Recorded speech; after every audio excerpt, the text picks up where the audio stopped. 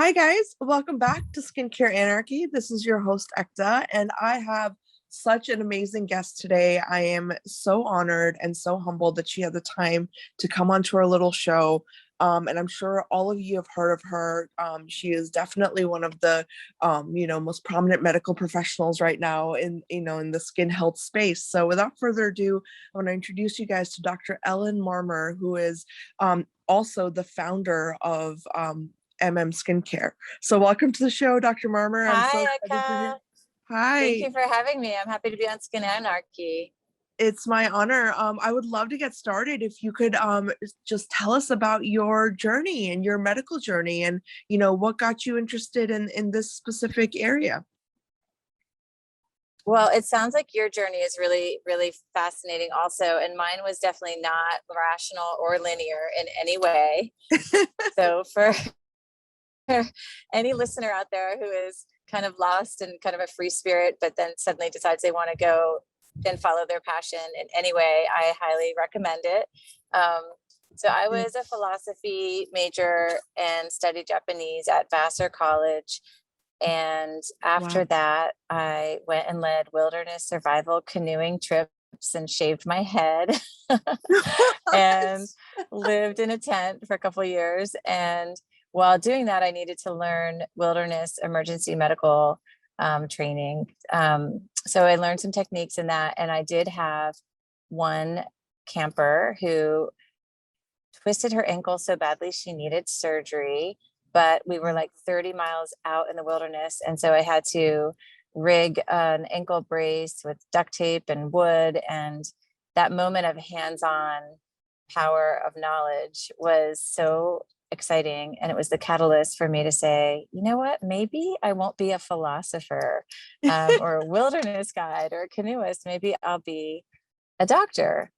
And so that led me to Berkeley, California. And I took some really, really hardcore science classes at Berkeley. And now in retrospect, I realized like my teachers were Nobel Prize winners. Like these were really great teachers.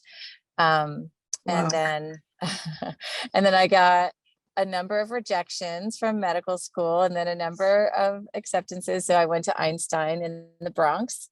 Which is different. Love Albert Einstein. Oh my goodness. Yes. Einstein is great because a lot of people sort of get off the plane from anywhere in the world at Jacobi or at LaGuardia or JFK and come straight to Jacobi Hospital. They never turn anyone away. So we were seeing like schistosomiasis from Egypt. We were seeing all kinds of stuff that you wouldn't normally see in a private hospital. So we got great training. And then during my very last minute, basically, I thought I was going to be OBGYN and working women's health. And then at the last minute, somebody was like, hey, what do you think about dermatology? And, you don't learn that in medical school, right? You don't learn what derm is. And I was like, I don't know. And they said, definitely your last elective, get derm. So the first day we were sitting on the grass out by Albert Einstein, and the chairman of the department was like, so if somebody walks in and they have dandruff, what's your differential diagnosis? And, in my mind, I'm like, they have dandruff. Or tinea capitis. We learned about, You're right. Or psoriasis, actually. But the woman sitting next to me was this insanely smart woman, so eloquent. And she's like, well, actually, seborrheic dermatitis, which is dandruff, could be the first manifestation of Parkinson's disease. It could be one of the first diagnostic indicators of HIV. It could be this, it could be that. And her ability to analyze the skin with this encyclopedic knowledge, just using that visual tool, blew my mind. And so I was hooked, and I did everything I could possibly do, including research at night and all kinds of stuff to help myself get into dermatology. And I will forever be grateful to Dr. Richard Granstein at Cornell for admitting me into their program. Wow, that's so amazing. And it's awesome that you acknowledge the mentors that have helped you, because I know that as a woman, in medicine, it's so hard to find good mentors. You know what I mean? So I love that. Yeah, it is really good. And it can be, you could have 25 mentors. It doesn't have to be one person. Yeah. I think like at different times in your career, you're just open to hearing inspiration from somebody, and you just should follow that gut feeling more than being super rational and like, plotting out everything. I think it's really good sometimes to follow your Absolutely. gut. Yeah. Absolutely. No, I actually want to ask you about, when you were getting into dermatology and, first starting to see your patients, like what was like your first, like what was your initial experience, like did it like live up to everything you imagined, or how was it? That's a really cool question. I mean, I think that for medical students, you go for your first year, which is like in the classroom, or at least traditionally, I think it's changing. But first year was, learning all the biochemistry and microbiology and stuff and anatomy. And then second year is like pathophysiology, everything that can go wrong. So of course you diagnose yourself with everything that can go wrong, right? Become a Right. hypochondriac. And then third year, they let you free on the wards, and suddenly you are seeing real patients with real problems, and you've got a team, and you're looking things up and presenting them in the morning at grand rounds, or you're able to synthesize so much information. But it's like the people, that one-on-one contact with that patient who's looking you in the eyes and like you're making an impact. I think that feeling is something that I think you can get in any field of medicine. Yeah. And I think I was drawn to dermatology for a lot of reasons, but I think now I realize that I'm a very visual learner. And so I can read a map in 2 seconds, and I'm drawn to like visual presentations of things and putting them all together. And so I think, different fields of medicine are sort of better for different kinds of people and different kinds of thinkers. Yeah. And within dermatology, I do surgery. So I do Mohs surgery and lasers and cosmetics and general derm. Wow. And that, I know you're going to go into plastic. So it's like Yeah. using your hands to fix something is a very visual plus mechanical way of thinking. But it wouldn't be fun unless the patients were there talking to you and like telling you their life story. It's like a Renaissance experience every day. I bet. Wow. It sounds wonderful. And I know that, dermatology is such a hard, area to get into. It's very competitive. And, sometimes like, the people that get in, I have had some colleagues and I'm like, I don't know if you're suited for this. You know what I mean? Because they're not very like friendly or approachable. So I know that a lot goes into it. Very Well, opposite of you. that's funny. I mean, dermatology used to be like the grossest, like venereal disease, like syphilis, like it was like not something that was fancy. And so a lot of my professors in derm were kind of like, mangy, like Yeah. they needed a little topical steroid on their face too. But um so it was kind of weird, like the field has changed a lot, but I do respect, um, you know, I just had a patient come in who had this crazy rash all over his body, and he was like scaling off, and it was scary. And I thought, wow, I wonder if he has like Stevens Johnson's or something life threatening, or what's happening Yeah. with him. And at that moment, I was like trying to spirit talk with my prior professors. Like, could you just tell me what this is? But the nice Channeling thing, them, their yeah, knowledge. a Ouija board, like, okay, please inspire me. But then I just reached out to my associate, Dr. Rachel Mayman, and I was like, okay, this doesn't look quite like psoriasis. It doesn't totally look like pemphigus. What do you think it is? And it's nice to have a colleague you can collaborate with and, do the proper biopsies. And it actually turned out to be just like bad psoriasis, but atypical presentations can always throw you off. So yeah. But they also make it exciting, right? Like the Yeah. work gets more exciting the more, unique cases you see. I Hmm. actually want to ask you as a follow-up question, just as, in women in science, this is something that's very close to my heart, what were some of the hurdles that you went through, getting to where you are and all the success, like what were some of the moments in your life where it was a bit more difficult because you were a woman in medicine? Yeah, that's been a big part of my experience.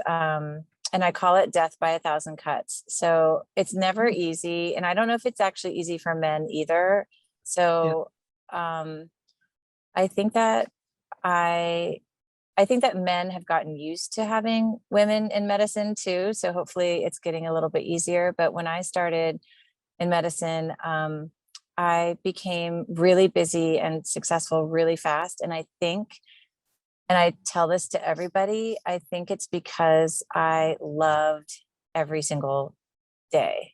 And I tried to find that passion and joy, or I just like honed in on that.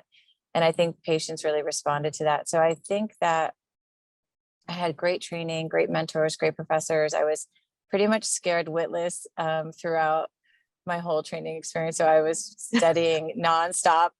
And so I think I had that capability. Hard work. Yeah, I think like you get so much knowledge in your training. So even if it's torture, it's really worth it. But I think that led to some maybe jealousy from some of my male colleagues, or some scrutiny or something, where I felt like, whoa, they are not playing fair. And it's not the same kind of, maybe men treat each other that way. And I wasn't used to that, even though I have two brothers and, you know, plenty of male friends. But I just think like what I thought was appropriate or fair didn't always play out that way. And so I do think that that we have come a long way. And I think being able to just talk about that, if I can talk about it openly and maybe help somebody who's listening who feels like they're all by themselves dealing with stuff, I think if anybody ever wants to reach out to me, I'm happy to try to help them. But I think that knowing that these things happen and knowing that we can talk about it, and then maybe having ways to resolve some of these conflicts, like maybe nice people who behave badly, we could modify that type of behavior and just sort of make things a little bit more professional, more based on meritocracy, more, you know, predictable and even keeled a little bit in the workplace.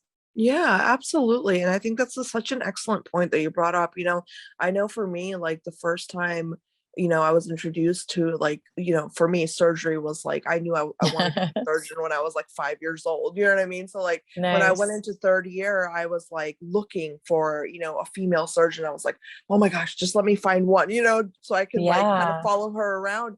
And I met this trauma surgeon, I remember, and oh my goodness, she was the most like badass doctor. Like she was nonstop on, like really brilliant. You know what I mean? And I remember she pulled me aside one day and she was talking to me and she's like, Ekta, you will not believe this, but every single step of the way, there has been someone, you know, that has told me you will never make it. You know, she was like, I was told I'll never make it into graduate school. Then she was like, I was told I'll never make it into surgery. And then I was told I'll never make it into trauma, you know, like it was like, she was telling me her story. And that's really what kind of like, that's why I ask you, because, you know, I feel like women in medicine, we push so much harder sometimes, you know? I agree.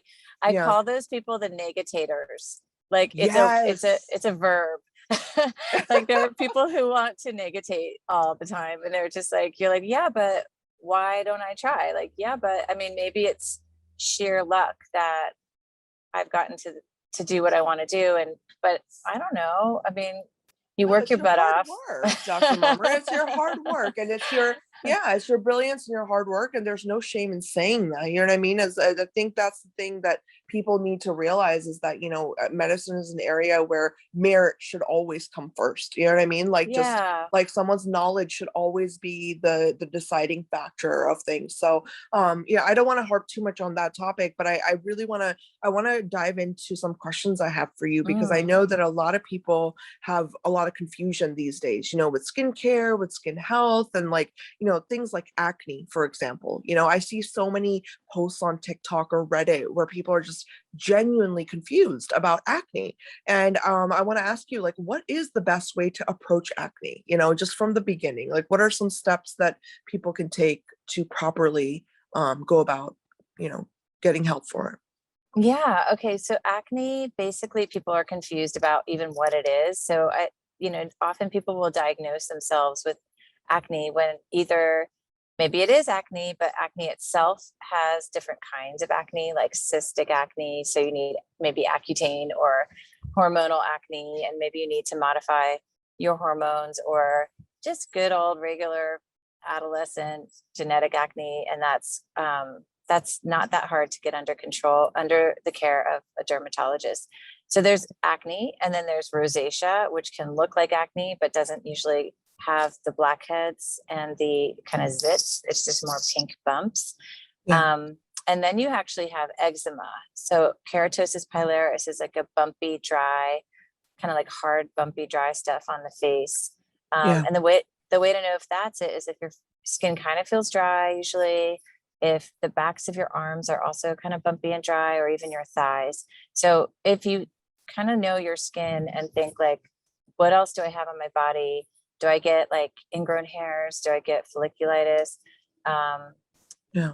That's more of an acne picture. Do I have like big cystic horrible things and I'm getting scarring? That's cystic acne. Does it only happen when I have my period, or for men when they're really stressed? Yeah. That could be hormonal. Or do I also have dry skin elsewhere? And there's one other sneaky kind that's called pityrosporum folliculitis, where it's teeny micro pimples all over the face, like 1,000 tiny little micro pimples with a tiny little whitehead. And it's actually a form of yeast. And so that's Oh. not going to do well with the regular acne medicines. So I think that the reason everyone's confused is because it's a complicated pattern.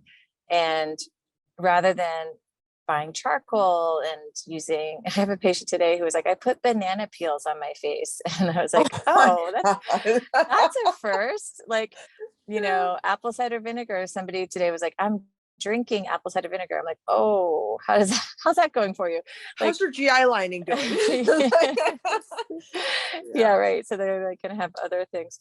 So I think some of the homemade brews are actually not that bad. The DIY acne stuff isn't that bad, but it's probably better to actually have a dermatologist look at it, because we're just sort of obsessed with these things. And then once you have a true diagnosis and have sort of the right way to start, the right strategy, then if you want to get creative with like sweet potato blends and a little bit of and like oatmeal the mushroom that scrub. you find in like like ancient China, like Yeah.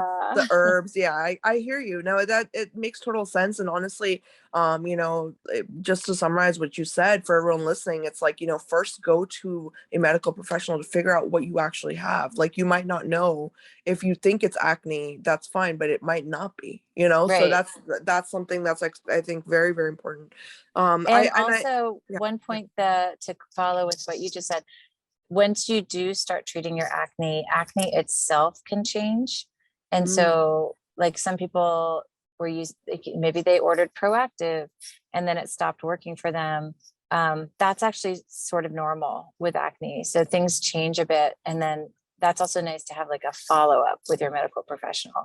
And the worst thing people do, I don't know if you can read my mind, but what's the absolute worst thing people with acne can do to their face? Dry it out too much. Yeah, with like alcohol. Yeah, Yep. definitely that. And the other thing I was thinking of is picking their skin and Oh, picking their yes. acne. Yes. Yeah. That becomes like an addiction, like that little self-surgery. People love picking it. Actually, a lot of surgeons, plastic surgeons, come to me as patients and I'm like, how is it possible that you're picking your skin? Like, you should know. So if you ever are a skin picker, I would suggest buying like an aloe based serum or something very gentle and using it on your skin instead of picking. And we have lots of tricks for that, but there are lots of ways to help people change their acne habits.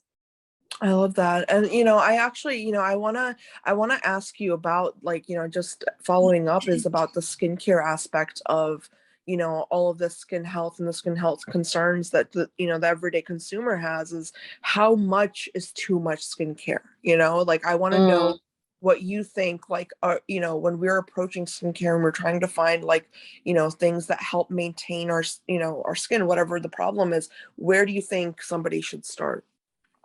Well, if you think about investing in skincare, like how much money you have, what your budget is, and what your problems are, I came up with a mnemonic that's spelled PET, P-E-T. So everybody loves their pet. So you should love your skin. And if you think about it, as like the biggest part of that sort of approach is the P for protection. So if you're really just on a budget and you're like, you know what, I can't spend $495 on a half ounce of this amazing white cream. Yeah. I'm going to just spend $20. Your best thing to do is moisturize and sun protection. So moisturizing your skin and protecting it from the sun are going to do two things, but basically you're acknowledging the fact that your skin is a live organ and it's already full of incredible ingredients itself, and it's always repairing itself. So it knows what to do. You just have to help it. So by moisturizing it, you're protecting it from dehydration and that type of stress that dehydrates the skin, and you're letting your skin use its energy to fix itself. And by using sun protection, you're preventing more oxidative stress, like the inflammation and environmental stress, but you're also preventing collagen breakdown and freckles and all those things that are going to cost money to fix later. So your biggest investment, you should like pay yourself $5 every week that you wear sunscreen every day, because that's money in the bank against needing cosmetic surgeries later on.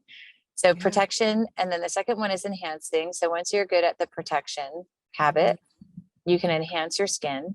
And that's some of the fancy ingredients that I can talk to you about, but that might be an eye cream, a neck cream, a serum that has peptides and antioxidants. And these are things that are going to help your pores get smaller, help your brown spots go away, help your wrinkles get better. So that's the E. And then T is troubleshoot. So protect, enhance, and troubleshoot. Troubleshooting is like when you have acne or rosacea or eczema or psoriasis or eyelid dermatitis or allergic reactions or, constant rashes. So troubleshoot is where you need to go to the dermatologist. And to be fair, I don't think a lot of doctors, like generally speaking, doctors do not learn dermatology at almost any point in their career. So if you can get a referral and just go see a dermatologist, it's going to help a lot, just like start you off on the right foot.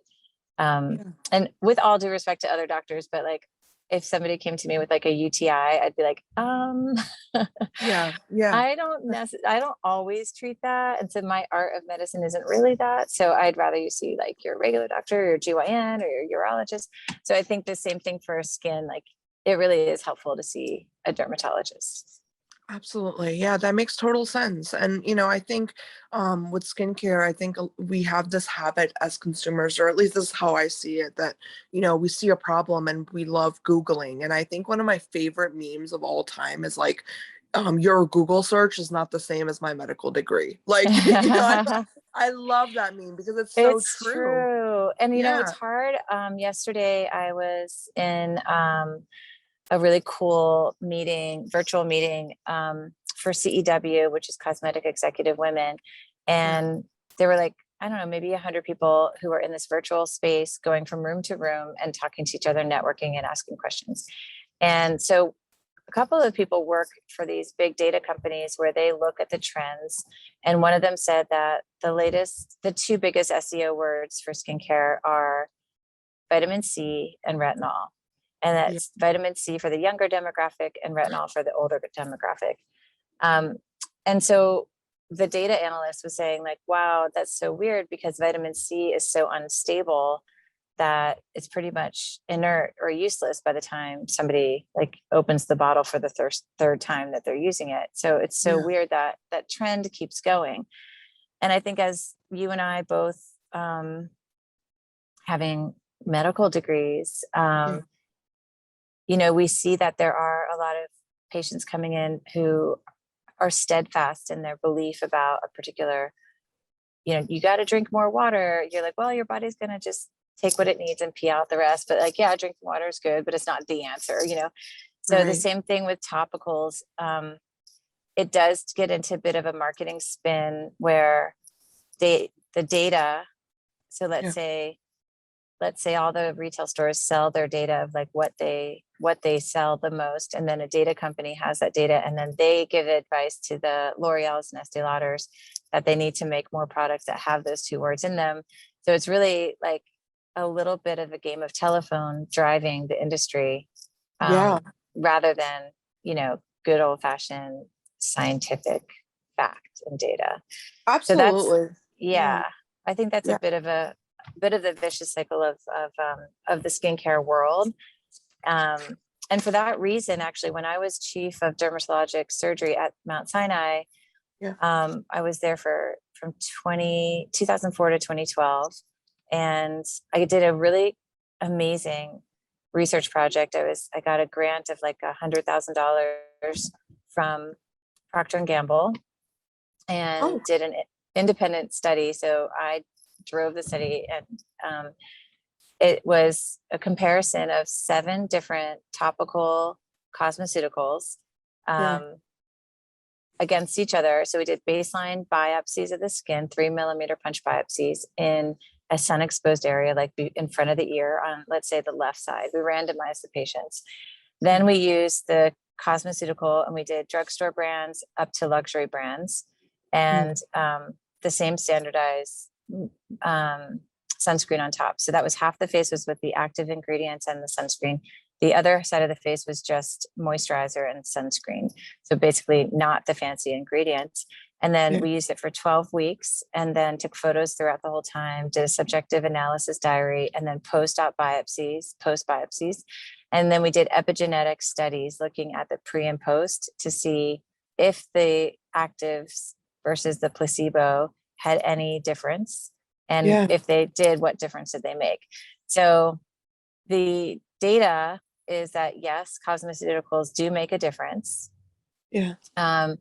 And that some brands did better than others, but they weren't necessarily the most expensive brands. And we had so much data, we haven't yet isolated like which exact ingredients are the ones that worked. So my analysis was, yes, it works. So that makes doctors able to talk about beauty without it being some like just because it's trendy.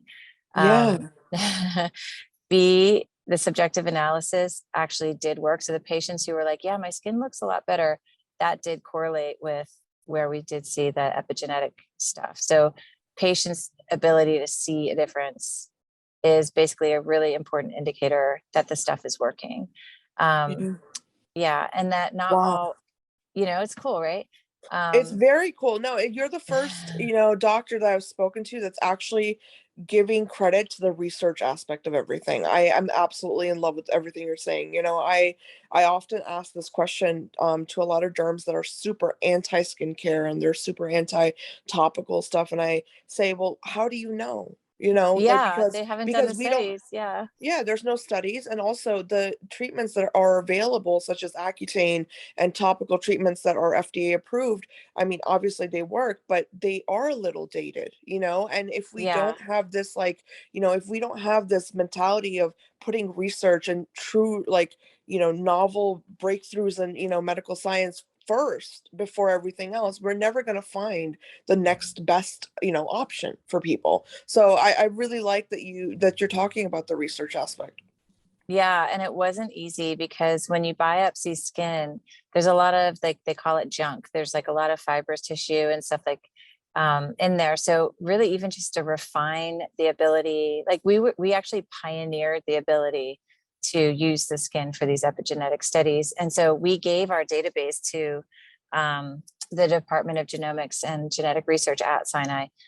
So they also now are doing other studies kind of using those same techniques. So I love the fact that, even though we didn't invent something from it, we didn't actually even the data analysis is so hard when you have that much information. It's fascinating when you look at science. Like the question is, what is science for skincare? And if you look at the prior techniques, there's something called the Franz cell assay. They were looking for penetration studies. Like if you put something on the skin, does it penetrate?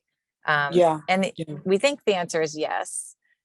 And there's some studies I can talk to you about that. But if you look at the limitation to that assay, it's cadaveric skin. So it's not it has none of the pH going on. It doesn't have any of the aquaphilic, lipophilic kind of, fat, water content kind of stuff. So the barrier is basically like paper. It's not really living.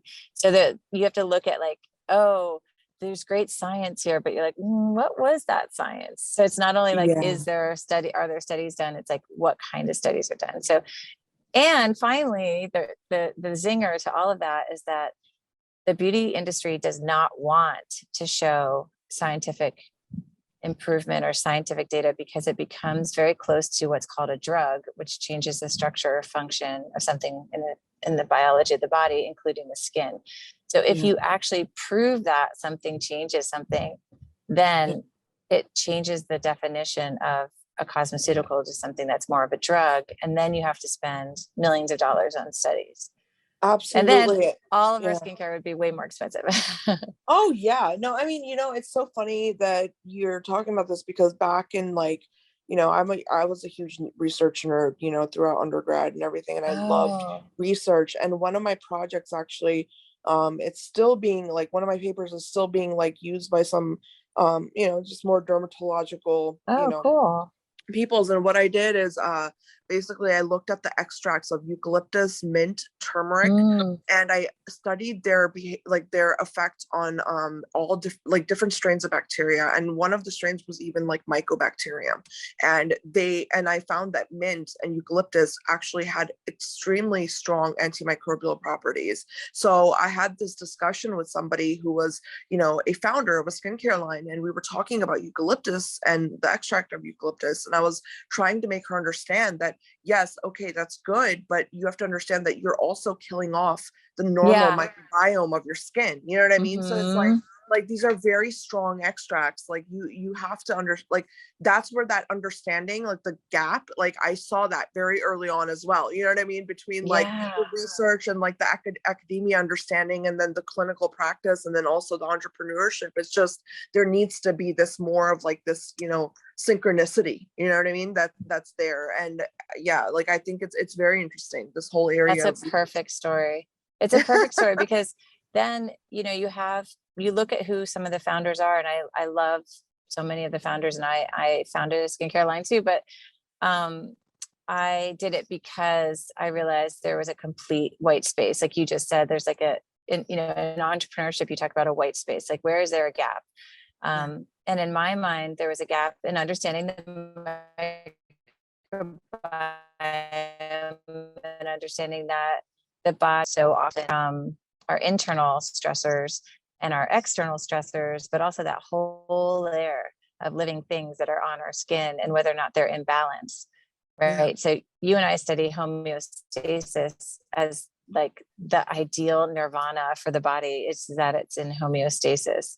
And the skin wants that too, but we keep like bringing ourselves to the tropics and then getting on a drying airplane and going somewhere else. And our skin is like, whoa, what's going on? But I felt like our skin is also light sensitive. Like we are sensitive to sunlight. We're also sensitive. Our skin has receptors in it that change based on other kinds of light, like visible light, as well as UVA, UVB, UVC, and all kinds of light. So low level light therapy that's been perfected by now. Oh, you're breaking up a little bit. NASA, accessible, and LED lights, lasers. I realized like I'm here. Can you hear me? Yeah, I can hear you now. Okay. Home care products are so static. Like they expect your skin. It's almost like makeup. You should be able to apply it any day, but our skin changes so much, and our home skincare isn't as dynamic as our skin. So I made skincare products that have biodynamic ingredients that are adaptogens. They adapt to your body heat. If your skin is really red and inflamed, there's an ingredient called thermophilus that'll just cool it down. If there's like adaptogens like blue-green algae and wild indigo and things that are all about bringing the skin back into balance, a little bit of the anti-acne botanicals, and then LED light activated ingredients called photodynamic ingredients. And so it comes with an LED light, and the light activates specific ingredients. So you can have at home as if you went to the dermatologist, and I made it very color coded and very easy.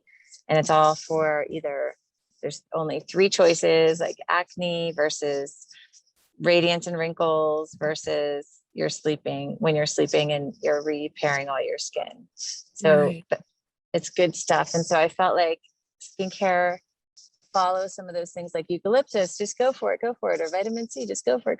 But I didn't understand that your skin is an organ, and it's living, and it's dynamic, and it's changing, and that we don't need to overdo those 28 ingredients every day, like the K beauty stuff, but we do want nice stuff, and we want to take care of ourselves. So that's the whole point of skincare. Oh, I actually love that the mask technology that you were talking about. It's actually the coolest thing I've seen in a long time. When I first tried it. Yeah, like everyone listening out there, like genuinely, like you have to check it out, because it's, it's wonderful. It's a mask, and it's easy to use, and I think, if we use one product and just try to see like what it does for us, like we're gonna be so much more efficient, as consumers. And I think that's something that nobody wants to talk about in this industry, is like, well, you don't need 15 different hyaluronic acids, you don't need like, but yeah, like, long story short, I think what you did is beautiful, and it's really true to medical science, so I really commend you for that. Thanks. Yeah, it's not easy to be an entrepreneur. And so my next goal is we launched it a few years ago, and really all the patients have been giving us feedback and loving certain things, and like wanting to change like 1 or 2 little things. And then the world of like clean ingredients and what to avoid. My gosh, don't get me started on clean. I will talk your ear off. I cannot stand that word. Like, I don't even know what, like organic. Like when people say, "Oh, this is organic," really, everything's organic. Like, that's like, true. That is absolutely true. And everything's chemical too, by the way. All the organic things are actually chemicals. Yeah, we are chemicals. Well, I love, on Earth Day this year, Allure magazine pledged that they won't call anything natural, green, organic, sustainable, any of that, unless it is like literally the color green, and literally 100% recyclable and sustainable. So they're off that kind of like I love Allure. I feel like they always do the best reporting. You know what I mean? Like when it comes to beauty, I really like the way they approach it. That's awesome. And I think that more people need to do that, because, a lot of consumers, like I know, like I'm always on Reddit trying to figure out like what are people's real skin concerns. And like, I kid you not, it's like, just people using massive amounts of peels and, like just terrible stuff, like pumpkin extract or something, like, and I'm like, where did you get this idea? Like, I want to know the person that gave you this idea. It's just the weirdest thing. Like, honestly, I have a patient who came in, and it sounds horrible, but she was using like her own urine to treat her own skin cancers. What? I was like, oh my God. Oh my God. Wow. I was actually going to ask you, like, what's your most interesting case? And I think that definitely checks off that. Definitely one of them. You're like, okay, are we going to be like earth to patient? Can we help you? But she actually was like, okay, I guess it didn't work. Okay, go for it. But, so. Well, I hope she's doing better. Yes. Yep. She's all cured. That's good. I'm glad. Well, Dr. Marmur, I want to say thank you so much. You're amazing. I mean, this has been so fun talking to you. I would love for us to like continue doing these little episodes, and I'd love to do like a Q&A with you next time. If you're great. Let's do it. Yeah. Thank you so much. You sound so dynamic. I can't wait to meet you now that you're in New York for a while, and I can't wait to watch your career in plastic surgery. So thank you so much. Thank you so much. And everyone listening out there, definitely check out Skincare. I'm going to link everything in the podcast art, and, leave some questions and comments in our, in the comments section, and I'll definitely pass them along to Dr. Marmur and see if she can respond. But thank you so much for listening. I have one more quickie for you. There's a new launch just now called Sasha Sun Care. And that's my teenage daughter, and she's using her teenage voice to get other teenagers to wear sunscreen. And so Sasha Sun Care is aquamarine safe. That's mineral sunscreen that's fine for the oceans. And there's also a sport sunscreen that is what we call chemical. So it gives you higher SPF, but you shouldn't use it in the ocean because of the little fishies. And then there's a face mineral as well. So three products. And then every 10 bottles that so it's 100% philanthropic. So no profit, just FDA approved, awesome sunscreen.